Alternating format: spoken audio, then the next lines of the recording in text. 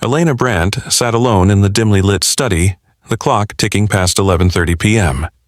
A half-empty cup of coffee sat neglected beside her, the steam long gone, leaving only a faint bitterness that reminded her of the long hours ahead. Papers were scattered across the oak table like fallen leaves, yellowed and brittle with age. Handwritten notes, typed reports, photographs curling at the edges, each one a fragment of a story that had haunted her family for over 4 decades. Her grandfather's voice echoed in her mind, always the same words she had grown up hearing. "She's out there, Elena. Somewhere, she's still alive." For years, she had dismissed it as the obsession of a man who refused to let go, a retired detective clinging to ghosts of the past. But tonight felt different. One document sat face up, the ink smudged from decades of handling. One witness statement, one overlooked detail, one vehicle description that had been lost in a sea of paperwork. Elena's fingers trembled as she traced the words. Could it be the thread that unraveled everything? Before diving in, don't forget to subscribe and hit the notification bell to stay updated on our latest cold case stories. Drop a comment and tell us where you are watching from right now. It was 1981 when it all began, on a warm summer evening in the Pine Ridge Campground, nestled in the rural woods of Washington State. Families came here to escape the world, to breathe in pine-scented air and watch their children play by the creek. The Holloway family had arrived 3 days earlier. Robert Holloway, tall and easygoing, had a distracted optimism that sometimes kept him from noticing the small details. Margaret, his wife, practical and vigilant, had a protective streak that extended to both her children. Their eldest, Caleb, 10, had been tasked with watching over his 6-year-old sister, Lily Mae Holloway, during these idyllic afternoons. But in a campground filled with other children, laughing voices and rustling pines, even the best intentions could falter. Lily was an energetic, curious child, with golden curls that caught the sunlight and a laugh that seemed to echo through the forest. That morning, she had spent hours collecting pine cones in a small, red bucket, proudly showing each one to anyone who would look. She skipped along the trails, stopping to watch the squirrels chase each other up the trees, her wide eyes reflecting the wonder of the woods. Margaret followed close behind, making sure Lily didn't stray too far, while Robert unloaded supplies from the station wagon, joking about how they were overpacked for just a 3-day weekend. Caleb wandered beside the creek, tossing pebbles into the water, distracted by the cool flow and the way the sunlight glinted off the surface. As the day faded into late afternoon, the sun cast long shadows between the trees, turning the sky a deep shade of orange and purple. Lily had been playing near the tent, no more than 20 feet away, humming a song she had invented about rabbits and rainbows. Margaret stepped back into the tent for a moment to fold the sleeping bags, trusting Caleb to keep an eye on his sister. Robert walked toward the car to check the gear they would need for the drive home the next morning. In just minutes, the carefree sounds of the campground would be replaced by a nightmare that no one would forget. Margaret returned to the tent, expecting to see Lily sitting in her bucket of pine cones or chasing after a butterfly, but the space where her daughter had been was empty. The red knit sweater she had been wearing lay crumpled on the ground, and the bucket had tipped over, scattering pine cones across the dirt. Panic ripped through Margaret like fire, and her scream tore across the campground, stopping campers mid-conversation and sending dogs barking into the forest. Robert sprinted toward the tent, shouting Lily's name until his throat went raw. Caleb dropped his stick, chest heaving, realizing in horror that he had wandered too far, leaving his sister unguarded. Within minutes, the campground transformed into chaos. Park rangers arrived from nearby stations. Volunteers poured in from surrounding areas, flashlights bobbing through the thickening shadows. Search dogs picked up Lily's scent at the edge of the tent, followed it for a few dozen yards, and then lost it completely. Helicopters circled overhead, their beams cutting through the dark canopy, while families huddled together, holding children close and whispering prayers. The forest seemed to swallow everything, and the panic only grew. In the midst of the frenzy, a witness stepped forward. A young ranger, Douglas Finch, reported seeing a woman near the Holloway's campsite earlier in the day. She had been asking unusual questions, lingering a little too long near the trees, her attention seemingly fixed on something or someone in particular. Finch's report mentioned a brief exchange with the woman, who had been defensive and unnerving, insisting the children with her were hers. At the time, the detail seemed minor, almost irrelevant, buried in a long report of tips and sightings. But decades later, Elena would find herself returning to Finch's words again and again, sensing the significance that investigators in 1981 could not grasp. Detective Arthur Brandt arrived on the scene shortly after the disappearance was reported. He was a methodical man in his early 30s, with keen eyes and an intuition that set him apart from his colleagues. While others focused on sweeping the forest or comforting the frantic parents, Brandt noticed the small details, the tracks in the dirt, the direction of the tipped pine cones, and the campground's vehicle log, a page that showed cars arriving and departing that day. He filed away every observation, instinctively knowing that the case would not be solved easily, that there were threads others would miss. Little did he know that same obsession would eventually pass down to his granddaughter decades later. Back at the Holloway campsite, the family was being overwhelmed by grief and confusion. Margaret clutched Robert's arm, rocking back and forth, whispering Lily's name over and over. Caleb couldn't stop replaying the last moments he saw her, guilt and fear gnawing at him. He kept muttering, "I was supposed to watch her. I left her alone." Hours passed, and the search extended beyond the immediate campsite. Volunteers combed through nearby trails, underbrush, and abandoned cabins, their flashlights illuminating the darkness as they called Lily's name into the silent forest. Helicopters, dogs, and teams from surrounding counties joined the effort, but the trail went cold. The media soon picked up the story. By the next morning, local radio and newspapers broadcast the headline, "6-year-old vanishes from Pine Ridge Campground. Massive search underway." Tips flooded in, many leading nowhere, but one pattern began to emerge. Multiple families reported seeing a woman matching the suspect's description, appearing calm yet oddly intense, questioning children about their habits and routines, lingering near campsites, then disappearing without a trace. Her presence was unsettling, and investigators began forming the first theories. Stranger abduction, local knowledge, possibly a transient with no fixed address. Meanwhile, Elena's grandfather, Arthur Brandt, would eventually dedicate his life to the case.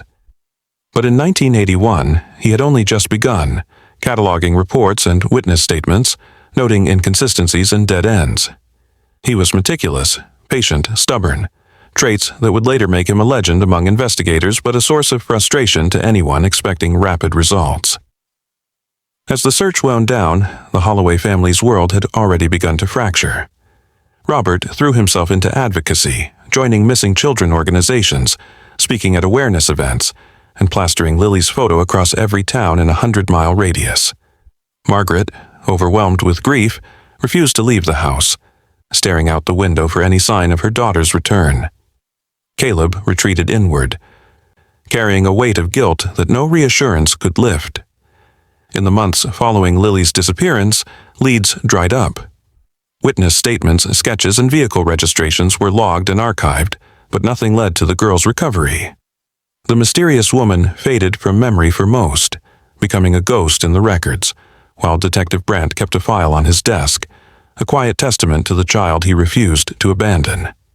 Nights spent poring over evidence became his routine, each detail carefully logged, every tip scrutinized, with the same unshakable belief that Lily was still alive somewhere, hidden but not gone forever. Elena, growing up with her grandfather's obsession, absorbed the weight of the case naturally. Family dinners often turned into impromptu lessons on investigation, patterns, and human behavior. By the time she was 10, she had memorized witness statements and timelines, curious in a way that was equal parts fascination and fear. As a teenager, she would ask questions that even seasoned investigators hadn't considered, probing for gaps in logic, inconsistencies in reports, and overlooked details. By the time she reached adulthood, Elena was an investigative journalist, known for her relentless pursuit of truth and the ability to uncover what others deemed unsolvable. Yet the Holloway case had remained untouched, personal, heavy, almost sacred. And now, in 2025, decades after the fateful day, Elena felt the weight of history in her hands.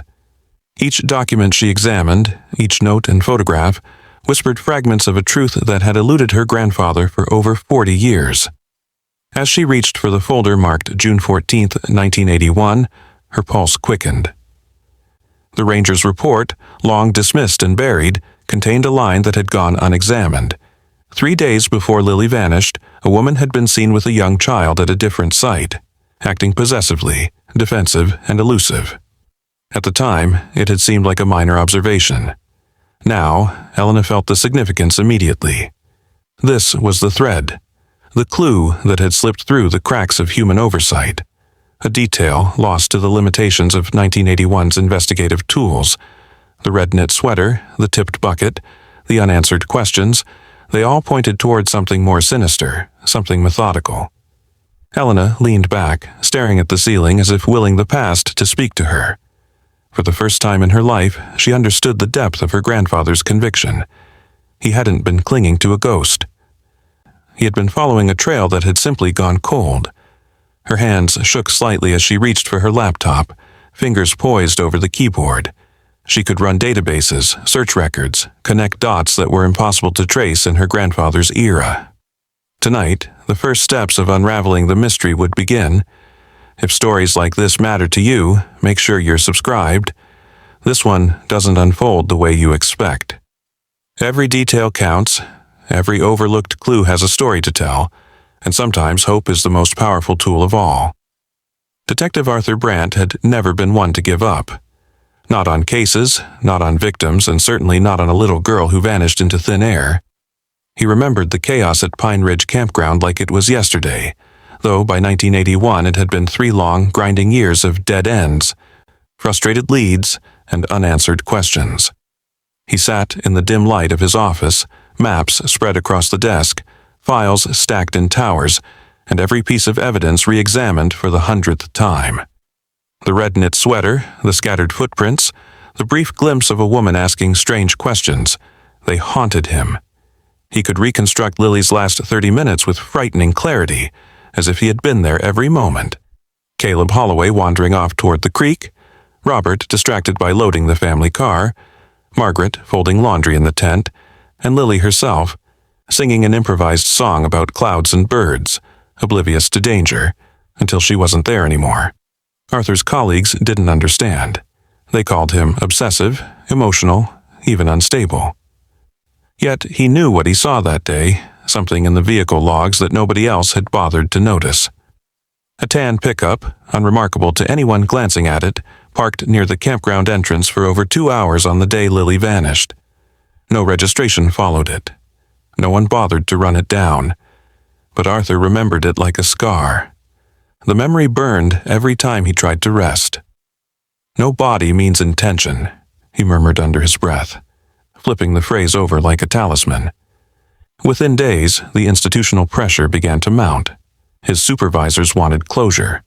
They didn't care for subtleties, for instincts, for gut feelings that screamed something was off. The search was downgraded from full-scale emergency to missing child report. Volunteers trickled away. Rangers were reassigned. The bureaucratic wheels turned in their endless grind, pushing for paperwork and statistics rather than truth. Arthur resisted, quietly but firmly, earning the disapproval of colleagues who couldn't understand why a man would risk a career for a case that seemed hopeless. Meanwhile, the Holloway family unraveled in the aftermath. Margaret Holloway retreated into herself, leaving the house only when necessary, unable to bear the haunting memory of her daughter's laughter, now forever gone. She would spend hours staring out the window, the red-knit sweater still folded neatly in a drawer she refused to touch. Robert Holloway threw himself into his trucking routes, taking the long roads through Washington, Idaho, and Montana, unable to sit still, his grief propelling him forward. Caleb, only 8 when Lily disappeared, internalized guilt like a weight crushing his chest. He replayed those minutes over and over, imagining what he could have done differently, feeling responsible for every moment that led to her vanishing. Arthur noticed patterns where others didn't. By 1982, he had begun to see connections between disappearances in campgrounds and rural state parks across Washington and Oregon. Cases that seemed isolated now appeared to follow a chilling thread. Children between 3 and 8 would vanish without a trace. Campers reported strange women asking peculiar questions, often about the child's habits, favorite foods, or whether they were good listeners. Vehicles were seen leaving in odd patterns, but nothing concrete ever came of it. There was no centralized database in the early 1980s, and communication between counties was sluggish at best. By the time reports arrived, months or even years later, the trails had long gone cold. Brandt's obsession deepened as he tried to piece these fragments together. He pulled up witness statements, scanned handwritten notes from rangers, and compared vehicle descriptions. One camp counselor's recollection stood out. She asked about my niece, like she knew her name, but it was wrong. Smiled strangely, then walked away. I remember the car, tan, old model, didn't look familiar. Another ranger had written, "Odd interaction, seemed rehearsed, like she was collecting information. Vehicle observed, but never logged properly." Every conflicting account frustrated him, yet something persistent tugged at his mind, insisting these anomalies were connected. The institution continued to push back. Arthur's superior officers argued he was letting personal emotion cloud judgment. He was labeled emotionally compromised and eventually removed from the task force officially investigating Lily's disappearance. Others celebrated the quiet closure of a case statistically improbable to solve. Yet Arthur couldn't let it go. Every night he made personal copies of files, taking them home, marking them with highlighters, sticky notes, and meticulous observations. Each page, each photograph, each line of testimony reminded him that someone had taken a child with purpose, and that child could still be alive. Arthur's apartment became a shrine of obsession. The walls bore maps of campgrounds, photographs of missing children, timelines meticulously drawn, notes pinned with thumbtacks in chaotic perfection. He studied Lily's last known moments, reconstructing the final 30 minutes over and over, imagining paths she might have taken, where she might have gone. He checked records of visitors to Pine Ridge, compared them against missing child cases in neighboring states. The inconsistencies gnawed at him. It wasn't only the missing children who haunted him. The Holloway family's pain seeped into his consciousness. Margaret's withdrawn expressions, Robert's tireless but aimless labor, Caleb's guilt-ridden silence, these human elements reminded him why he refused to abandon the case. He knew closure wasn't just about statistics or the finality of a body found. Closure was about truth. By 1984, the pattern became undeniable. Across Washington, Oregon, and Idaho, reports of children vanishing without a trace from rural campgrounds, national parks, and isolated recreation areas clustered eerily. Vehicles were observed, tan vans, pickups, sometimes motorcycles. Witnesses described the same strange woman, asking odd questions, checking in on children, asking their ages, and moving on. Authorities dismissed these as isolated incidents, but Arthur Brandt saw a method to the madness. The disappearances weren't random. They followed a chilling, calculated pattern. The investigation turned more personal as he uncovered even subtle errors in past searches. Rangers who had patrolled the area before Lily's disappearance reported seeing suspicious activity but had never filed complete reports. Witnesses were never re-interviewed, files were archived incorrectly, and tips went unanswered. Brandt documented every anomaly, every procedural lapse.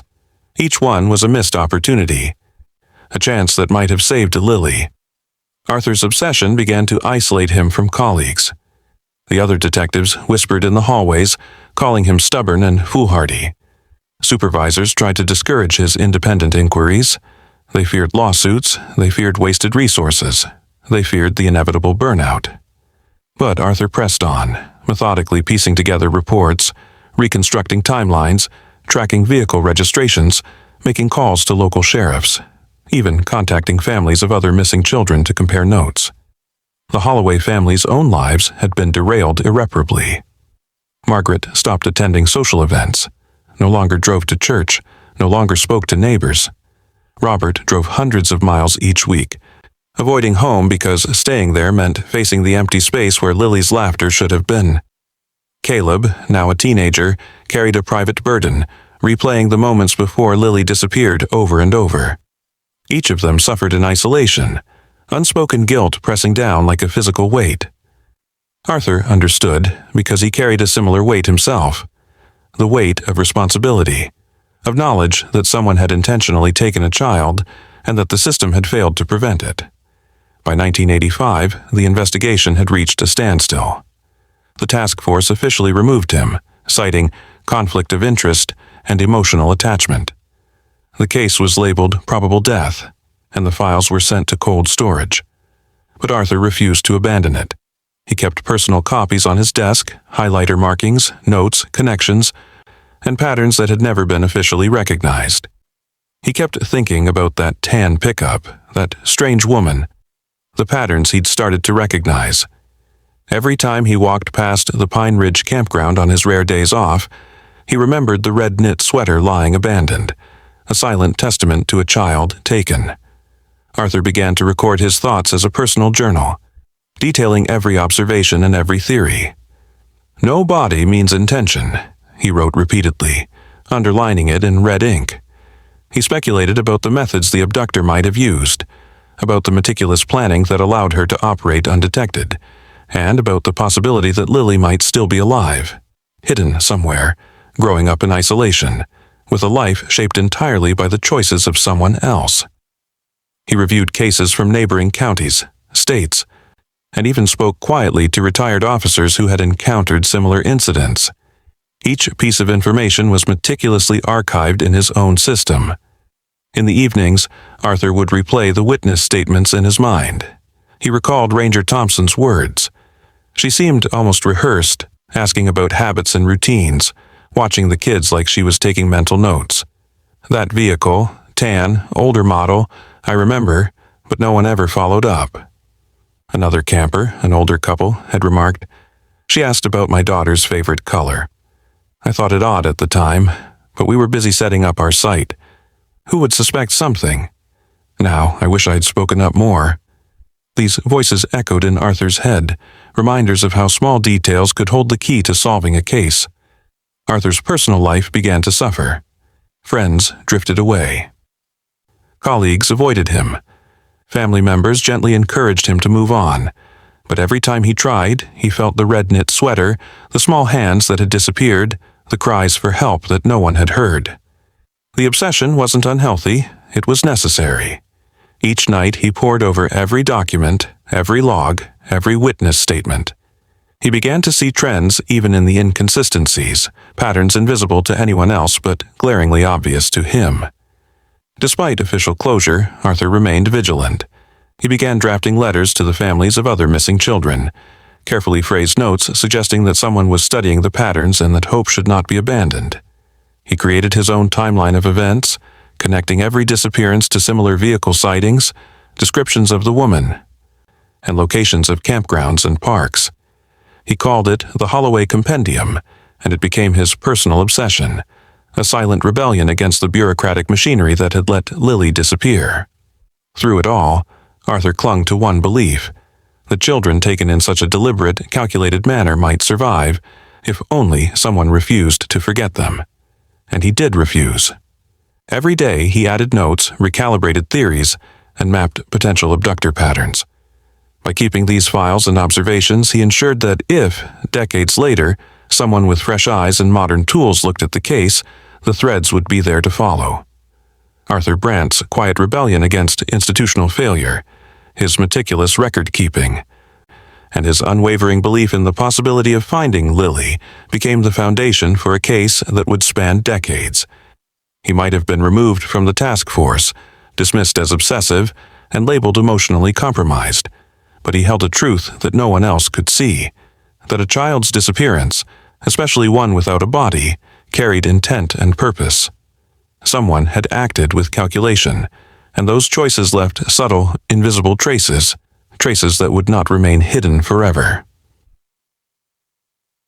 As the years passed, Arthur watched as the world moved on, as families accepted the tragedy, as official records marked Lily Holloway as deceased, But he never stopped. Every night he would whisper the mantra that had guided him through years of frustration and despair. No body means intention.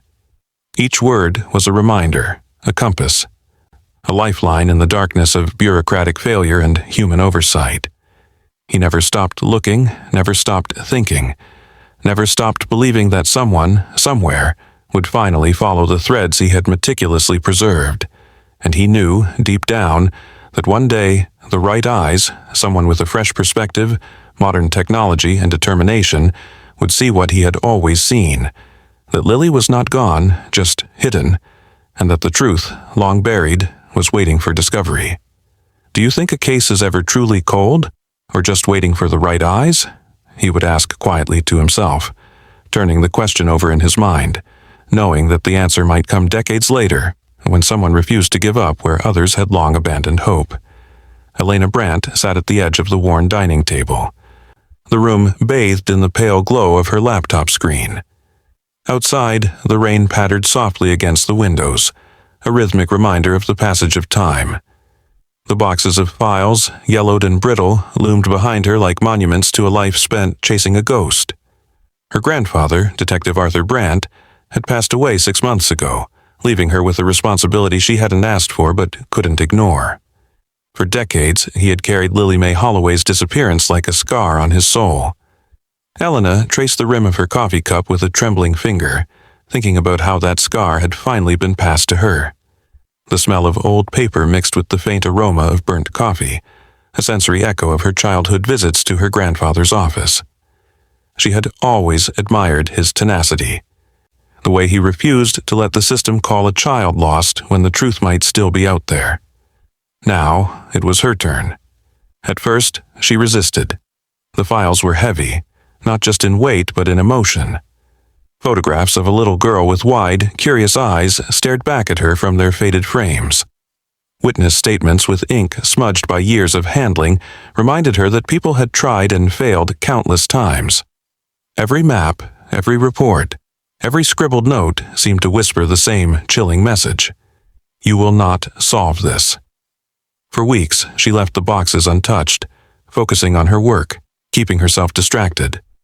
But the pull of the case, the silent insistence of her grandfather's life's work, was impossible to ignore. One evening, after the storm had finally passed and the house was quiet, she took a deep breath, rolled up her sleeves, and opened the first box. The initial hours were painstaking. Each folder was carefully sorted, digitized, and cataloged. Names, dates, locations, vehicle descriptions, all entered into spreadsheets and databases. She cross-referenced everything, checking for patterns her grandfather might have missed or dismissed as insignificant in the chaos of a decades-old investigation. The smell of ink and paper was almost intoxicating, a mixture of nostalgia and unease. Each page she scanned felt like a conversation with someone long gone, a voice asking her to pay attention where others had looked away. At first, nothing seemed new. Every lead had been chased, every tip investigated, every wild theory documented.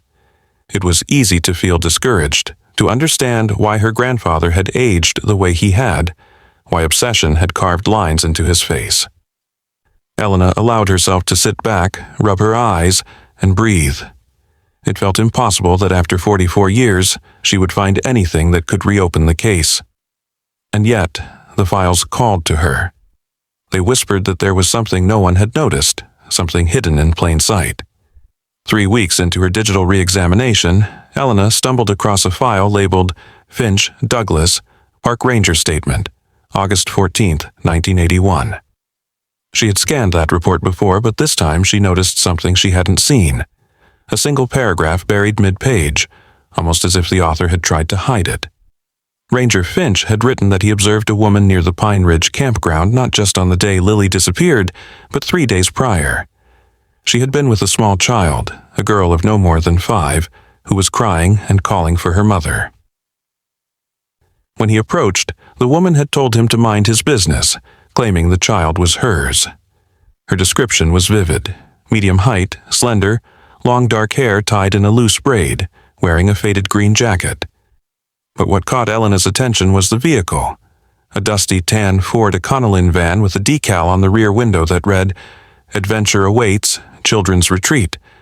Her pulse quickened. It was a detail overlooked for decades, filed away and forgotten in a sea of tips, rumors, and conflicting statements.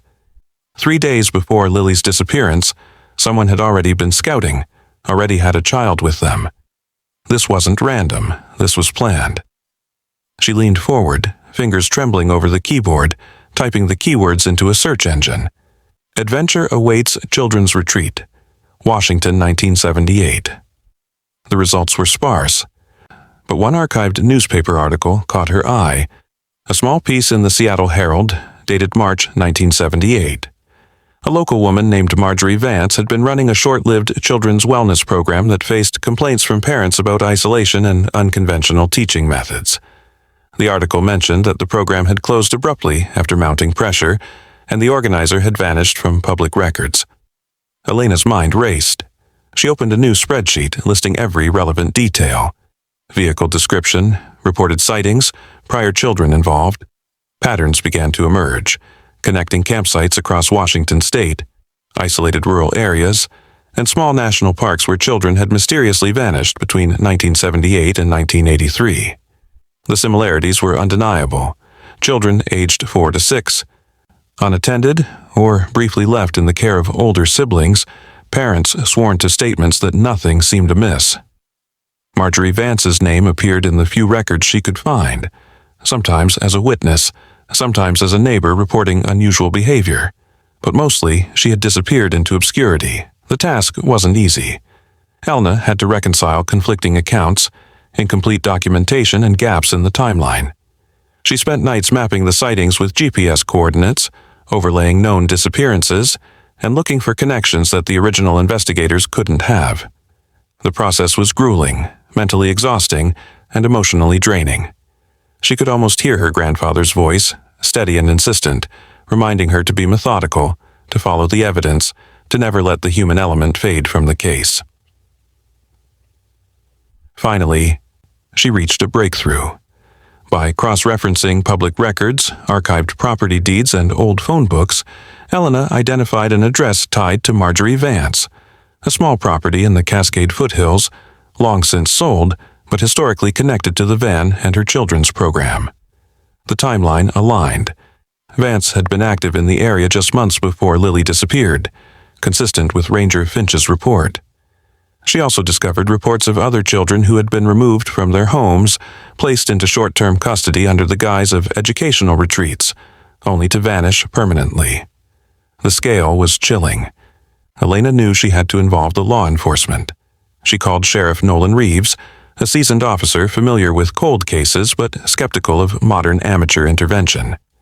When she presented the evidence, she noticed the slight hesitation in his eyes, the guarded posture of someone who had heard thousands of wild theories over a career. Yet, she remained calm, letting the facts speak for themselves.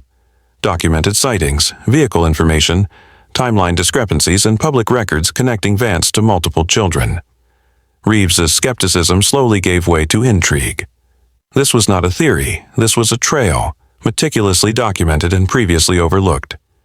Within 48 hours, a formal cold case task force was assembled. Detectives, forensic analysts, and cyber specialists joined Elena, scrutinizing every detail she had uncovered. She became the consultant, guiding the investigation with precision, never allowing her emotions to cloud the facts, yet constantly aware of the weight of every file, every photograph, and every name. The atmosphere in the task force was tense, half excitement, half fear. Everyone understood that this could be the key to solving not just Lily's disappearance, but potentially multiple related cases. Elena spent long nights at the sheriff's office, revisiting Ranger Finch's statements, mapping the vehicle sightings, and reviewing prior missing children reports from neighboring states. Using modern facial recognition software, she compared photographs of Marjorie Vance from the late 1970s with a composite sketch made from witness descriptions. Every detail aligned: the hair, the height, the posture, the unsettling yet calm demeanor. It was undeniable. Vance had a pattern, and the children she had taken were part of a carefully orchestrated system. The psychological profile began to form. Vance exhibited characteristics of a manipulative, obsessive individual who sought control over children under the guise of protection and education. She moved frequently, avoided institutional oversight, and operated under the radar, taking advantage of a time when communication between counties and states was fragmented. Elena's research highlighted the critical failures of the past: missing connections between counties, lost witness statements, and reports filed away in dusty cabinets without cross-referencing. These were systemic oversights that had allowed a predator to remain invisible for decades. Amidst the breakthroughs, Elena faced her own internal struggle. The weight of responsibility pressed heavily on her shoulders.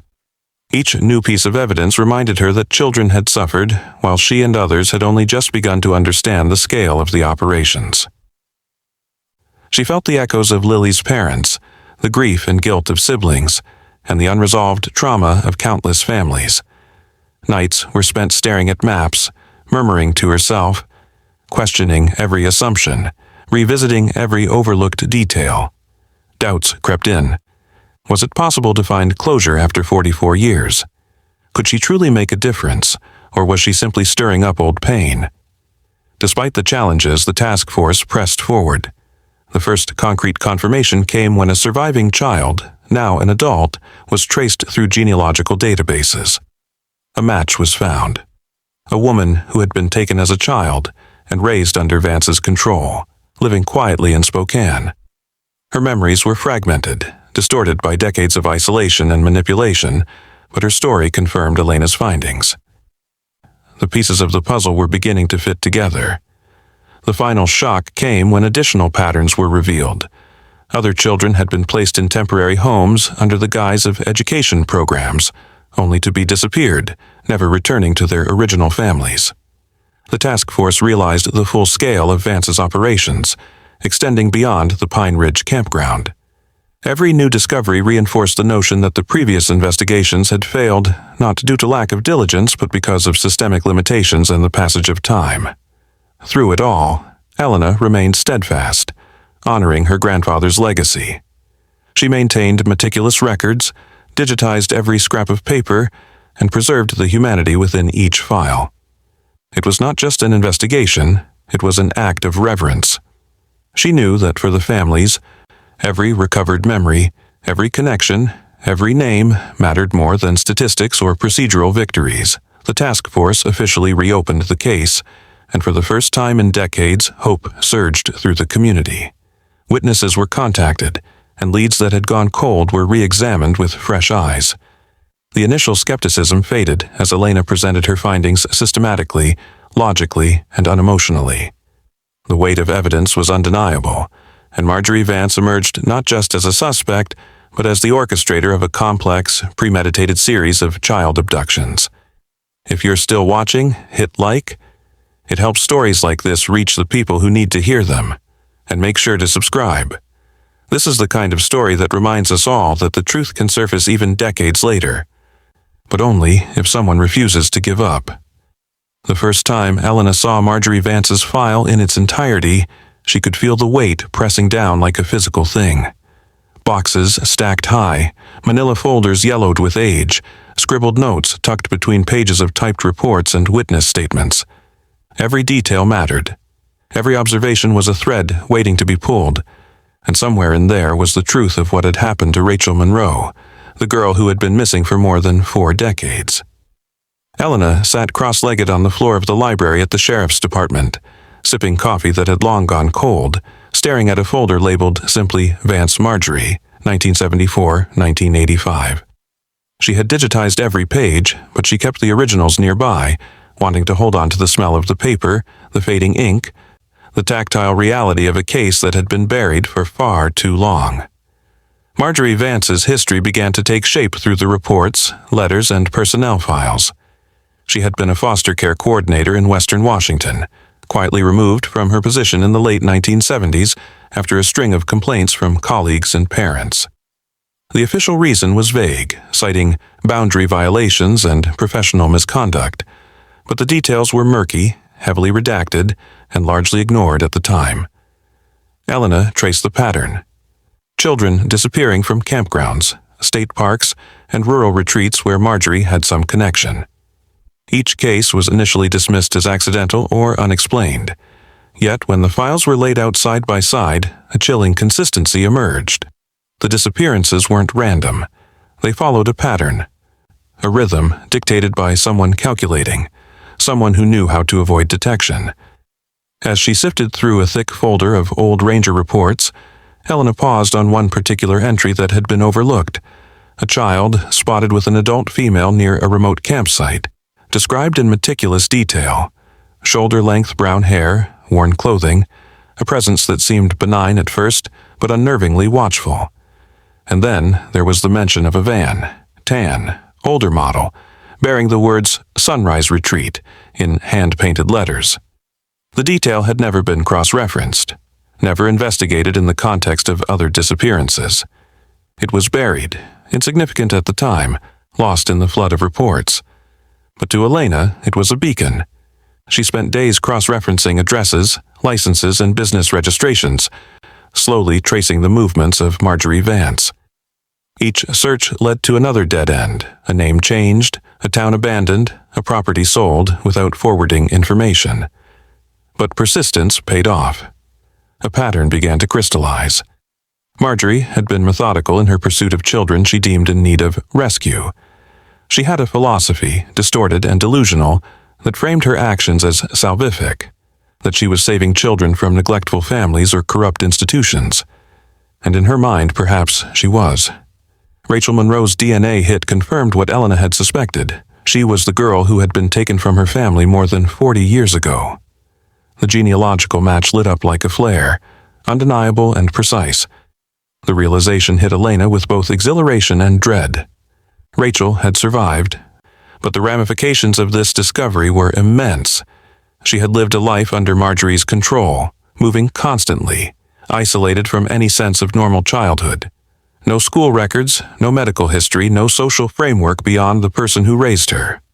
The psychological impact of that upbringing was immediately apparent in the interview transcripts Elena reviewed. Rachel's calm, almost clinical descriptions of her childhood, her detachment from the concept of family, her careful, deliberate way of speaking about the woman who had taken her. There was no melodrama, only a stark recounting of her reality, and yet the weight of her story was almost unbearable. Rachel described the homes they had occupied over the years: cabins in Montana, small houses in Idaho, hidden retreats in Oregon. Each location chosen for its isolation, its distance from authorities, its invisibility to the public eye. She remembered multiple children being brought into Marjorie's orbit, staying for months at a time, never longer than a year or two. Marjorie had a system: assign new names, teach them survival skills under the guise of education, and instill a belief that their original families had abandoned them. Rachel's recollections painted a picture of careful manipulation, a psychological architecture built over decades. Each child was selected for a reason, each disappearance orchestrated with meticulous planning. Elena could see the patterns, the red flags, the threads connecting disappearances across multiple counties. With modern mapping tools, she overlaid locations of reported sightings, abandoned property records, and historical reports.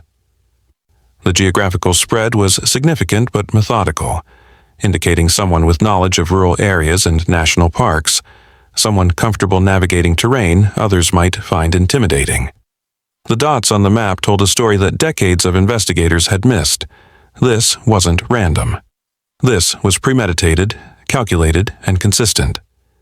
Meanwhile, the family who had lost Rachel 44 years ago began to grapple with the surreal truth of her survival. Margaret Holloway, frail but lucid, lived in a nursing home in eastern Washington. The phone call informing her that her daughter had been found nearly broke her. She was suspended between disbelief and overwhelming relief. Robert Holloway had passed years earlier, never knowing that his child had survived. Caleb, Rachel's older brother, absorbed the news with a mix of cautious hope and lingering guilt. He had been 12 when Rachel disappeared and had spent decades blaming himself for not protecting her. The reunion was tentative, fragile, but deeply human. Rachel arrived quietly, her demeanor composed, hands folded in front of her, observing her family like one might examine strangers. Caleb approached first, hesitant, unsure how to bridge the decades of separation. When their eyes met, time collapsed. He spoke first, voice breaking, "I thought I lost you forever." Rachel smiled faintly, a gesture measured yet full of meaning, and whispered, "I'm here." Margaret, supported by a nurse, extended trembling hands, reaching for the daughter she had spent decades imagining. The moment was a slow-motion collision of grief, relief, and love. There were tears, of course, but they were tempered by the awareness of the years that had been stolen. In parallel, law enforcement scrambled to assemble a profile of Marjorie Vance.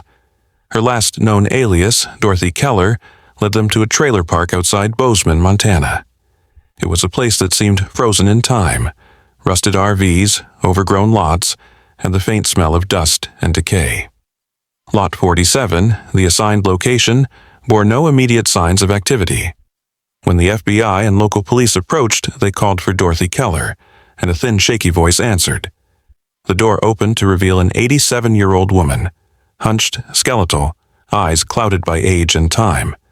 She moved with a frailty that contrasted sharply with the decades of psychological control she had once wielded.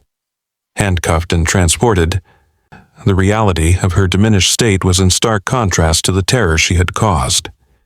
Interviews with Marjorie revealed the labyrinth of her mind. She drifted between lucidity and confusion, sometimes believing it was the 1980s, other times unable to recognize her own name.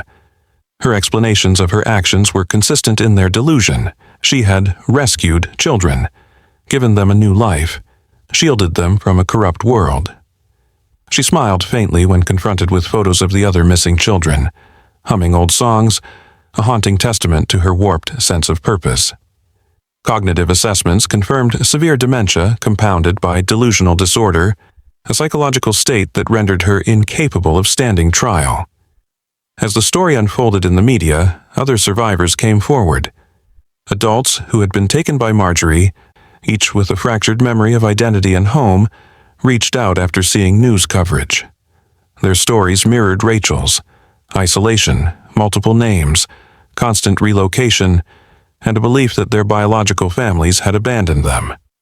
DNA testing confirmed the connections, and each reunion, whether joyful or complicated, added pieces to the mosaic of Marjorie's crimes.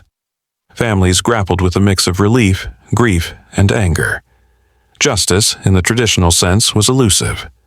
Marjorie could not be tried, yet the truth brought closure that had been denied for decades. Elena documented every detail meticulously. Her notes included dates, locations, psychological observations, and DNA matches. She charted the progression of Marjorie's influence over decades and the systematic nature of the abductions. The narrative was harrowing, yet necessary. It was a record for families, for investigators, for history itself. The reunions, the discoveries, the acknowledgement of stolen childhoods, all of it formed a tapestry that would prevent the story from fading into obscurity. Throughout the process, Rachel and Caleb navigated a delicate balance between embracing the family they had lost and acknowledging the life they had lived apart.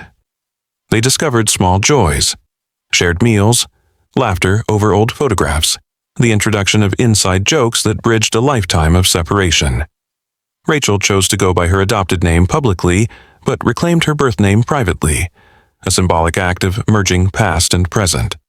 Therapy and counseling helped them process decades of trauma, and slowly, a new family rhythm emerged. Meanwhile, the investigation continued in the background.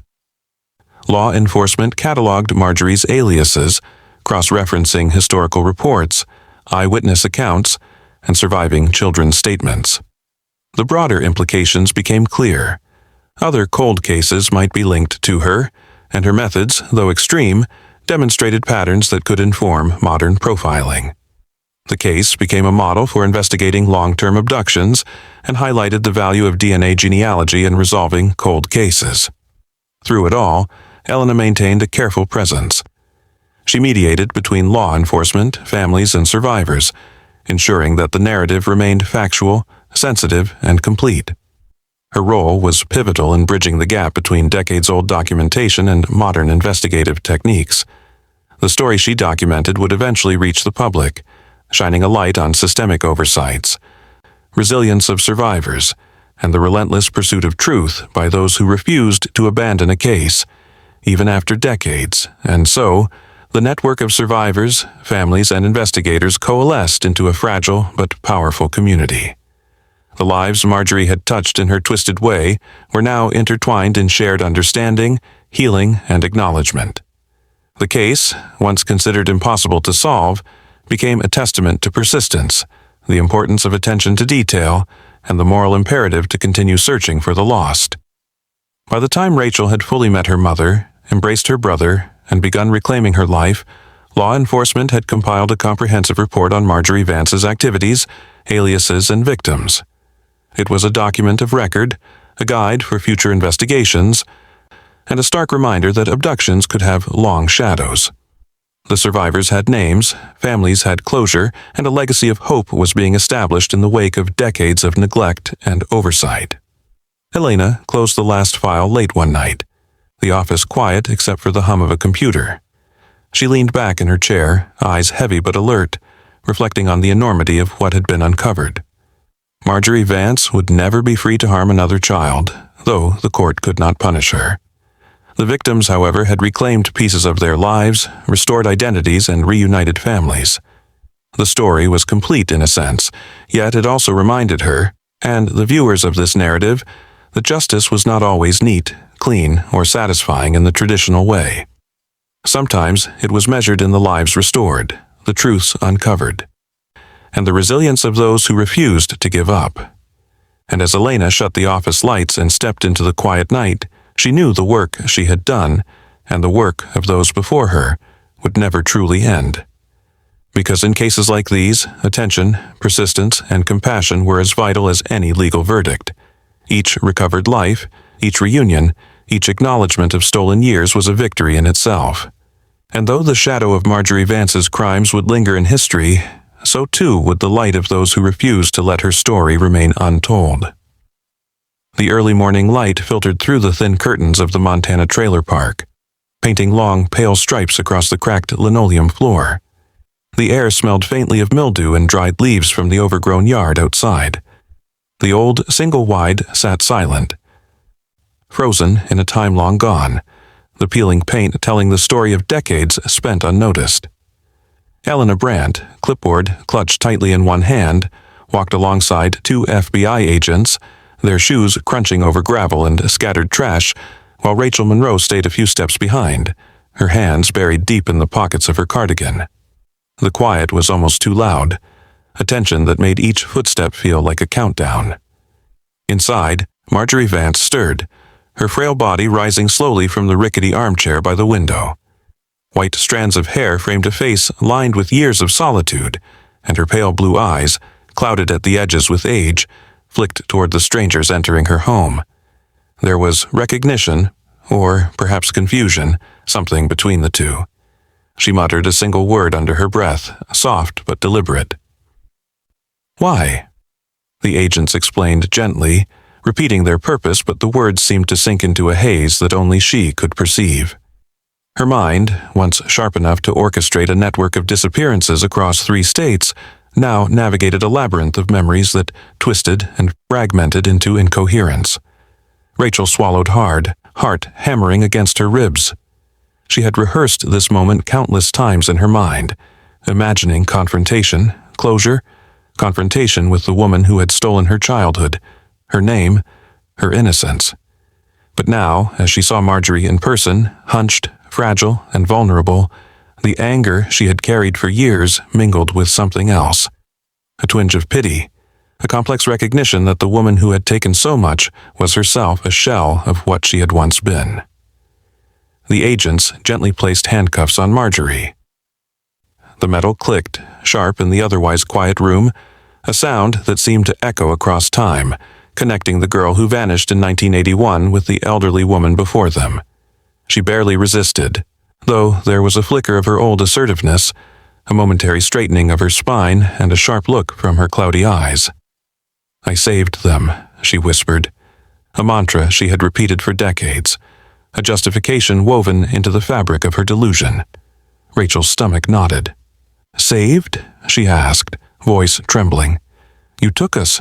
You weren't saving anyone." The words came out stronger than she expected, but Marjorie's attention shifted immediately to something else.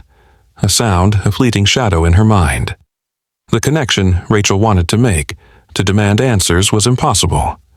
Marjorie's mind had barricaded itself behind walls of dementia, leaving only fragments and echoes of her past reasoning. As Marjorie was escorted out, Rachel let herself breathe, though her chest still felt tight. The FBI agents followed, Elena close behind, glancing back at the room once more. The silence left behind was almost sacred, heavy with decades of unspoken pain and lost years. Rachel's eyes lingered on the faded wallpaper, on the cluttered table that once held the remnants of a life carefully hidden from the world, and for a moment she let herself imagine her 6-year-old self, lost and unseen, hiding in this very space. The drive back to Helena was quiet.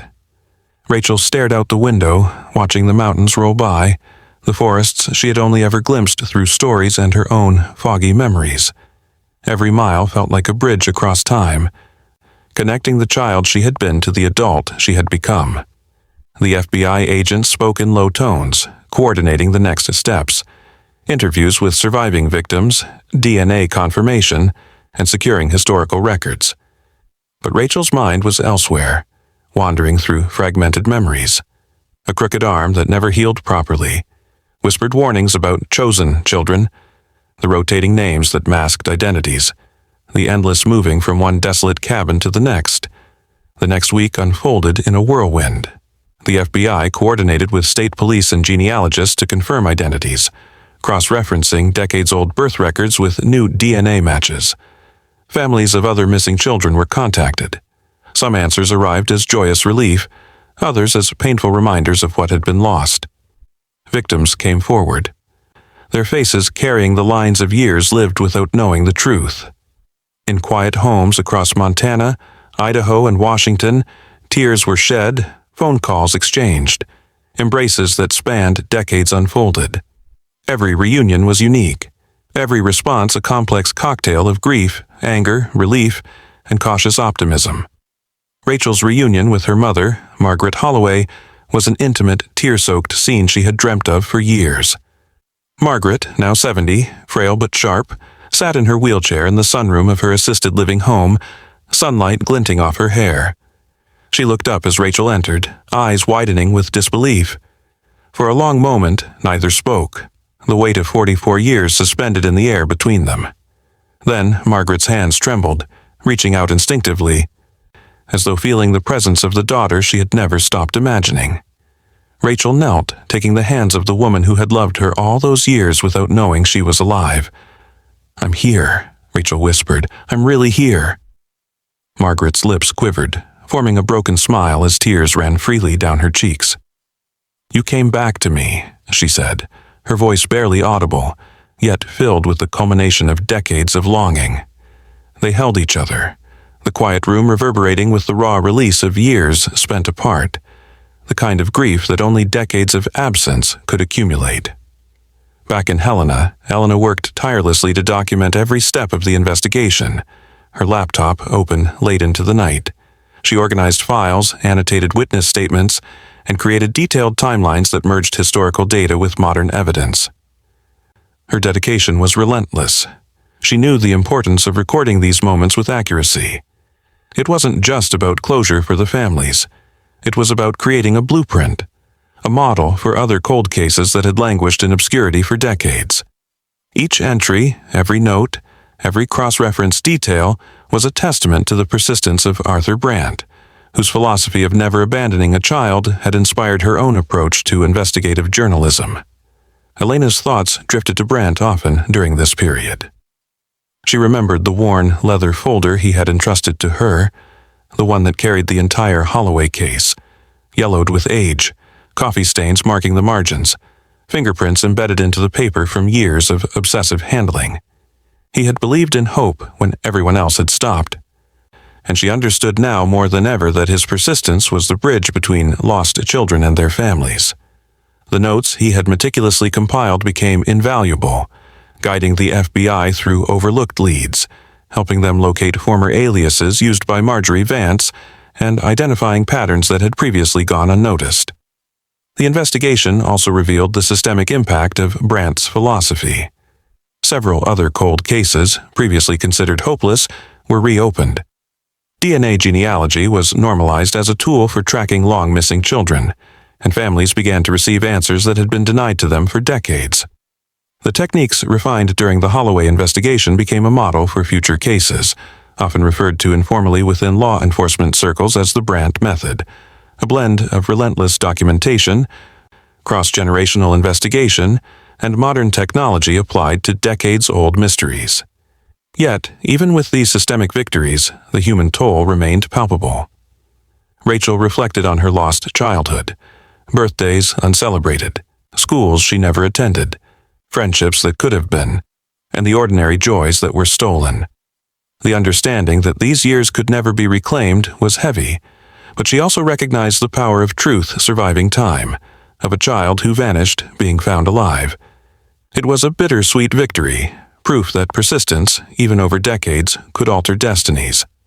The legal system's limitations became clear as Marjorie Vance's competency was evaluated. At 87, with severe dementia and delusional disorder, she was declared mentally incompetent to stand trial. There would be no courtroom confrontation, no dramatic sentencing, no chance for survivors to demand answers directly. The victims' families wrestled with frustration and grief, knowing that justice in the traditional sense was unattainable.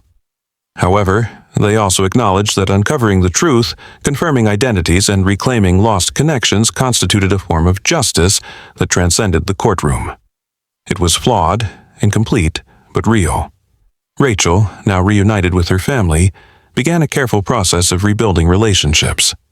She set routines for video calls with her mother, regular communication with her brother Caleb, who had remained a quiet presence during her upbringing, and check-ins with other survivors who had come forward.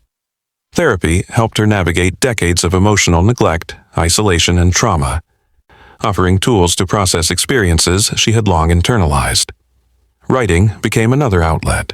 She began documenting her story, the working title being A Stolen Life and the Detective Who Refused to Forget, intending to donate all proceeds to organizations supporting missing children. The act of recording her own history, telling her narrative on her terms, was profoundly healing. A reclamation of identity after decades of being controlled and hidden. Elena's role evolved from investigative journalist to consultant and chronicler, bridging the gap between law enforcement and public awareness. Her articles highlighted the human consequences of systemic failures, the ethical challenges of prolonged investigations, and the technological advancements that finally enabled closure. In every publication, she paid homage to Arthur Brandt, ensuring his philosophy and persistence were acknowledged and preserved. Rachel's story also became a catalyst for broader societal awareness. News coverage sparked conversations on child protection, the importance of reporting, and the potential of genealogy databases to solve cold cases. 7 additional cold cases were resolved in the 2 years following her discovery, each family receiving answers that had once seemed impossible. The Holloway case, through its combination of relentless persistence, modern technology, and cross-generational dedication, became a blueprint not just for solving crimes, but for restoring dignity to victims long forgotten. The survivors themselves navigated a spectrum of emotions. Some experienced relief, others lingering anger, and many an intricate mix of both. They found solace in knowing they were not alone, that others shared their stories, and that systemic awareness had shifted in favor of victims rather than perpetrators. The psychological and emotional impact of reconnecting with families and understanding the truth behind decades of uncertainty could not erase trauma, but it provided a foundation for recovery and, in some cases, a newfound sense of agency. Months later, Elena attended a memorial service for Arthur Brandt. It was a quiet ceremony in a small park near the police precinct where he had spent the majority of his career. Survivors, families, law enforcement colleagues, and journalists gathered to honor a man whose dedication had changed lives. Rachel was present in the front row, sitting beside her mother and brother. She held a small, folded case file in her lap, the original Holloway investigation folder, preserved and now part of her own life story. She understood, more than anyone, the power of refusing to let hope die, the necessity of stubborn, unwavering persistence in the face of despair. As the service concluded, Rachel spoke quietly with Elena. "Thank you," she said, voice thick with emotion, "for not just reporting the story, but for keeping it alive, for making sure the world didn't forget." Elena shook her head, touched but firm. The story was already alive. You just had to find it. Rachel's gaze drifted toward the mountains, where the sun glinted off the trees in the distance. She thought of her childhood, of all that had been stolen and all that had been regained. The years could not be rewritten, but the present was hers. She could now shape her life with clarity, awareness, and connection. She felt a quiet resolve, a commitment to honor the past without being consumed by it, to participate fully in the future she had never expected to inherit. And so, the story concluded not with a dramatic trial, not with vengeance, but with the reclamation of identity, the restoration of family bonds, and the systemic changes that ensured future generations would not suffer in silence. Persistence mattered. Hope, even when delayed by decades, had a tangible, transformative power. Truth, painstakingly uncovered, could survive time, circumstance, and the limitations of human memory. Thank you for joining us in uncovering stories hidden in the shadows. Every victim deserves to be remembered. Every truth deserves to be told. To follow more cold cases, subscribe, hit the notification bell, and share these stories. Your support helps keep their voices alive.